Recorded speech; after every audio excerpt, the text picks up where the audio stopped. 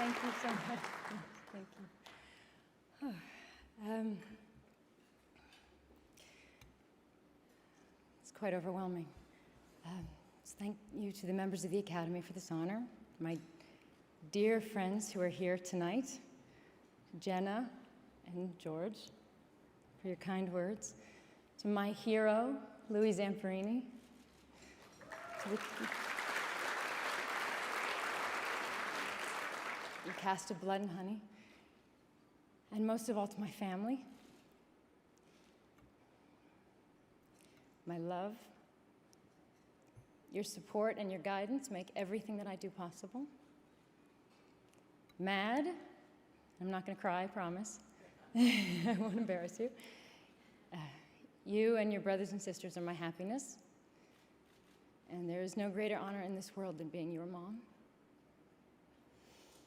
I'm very humbled to be here tonight among so many extraordinary artists. My mother loved art. She loved film. She supported any crazy thing I did, but whenever it had meaning, she made a point of telling me that is what film is for. And she never had a career as an artist. She never had the opportunity to express herself beyond her theater class. But she wanted more than for herself. She wanted for Jamie and I to know what it is to have a life as artists. And she gave us that chance. She drove me to every audition, and she would wait in the car for hours, always make me feel really good all the times I didn't get the job. And when I did, we would jump up and down and scream and yell like little girls. She wasn't really the best critic, since she never had anything unkind to say. But she did give me love and confidence, and above all, she was very clear that nothing would mean anything if I didn't live a life of use to others. And I didn't know what that meant for a long time. I came into this business young and worried about my own experiences and my own pain. And it was only when I began to travel and look and live beyond my home did I understand my responsibility to others.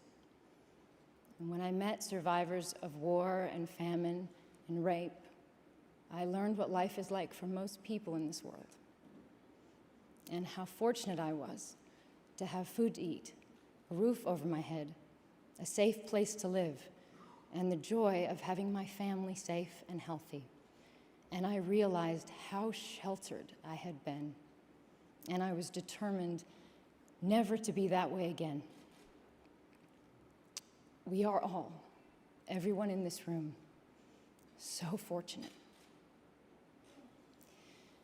I have never understood why some people are lucky enough to be born with the chance that I had to have this path in life, and why across the world there's a woman just like me with the same abilities and the same desires, same work ethic and love for her family, who would most likely make better films and better speeches.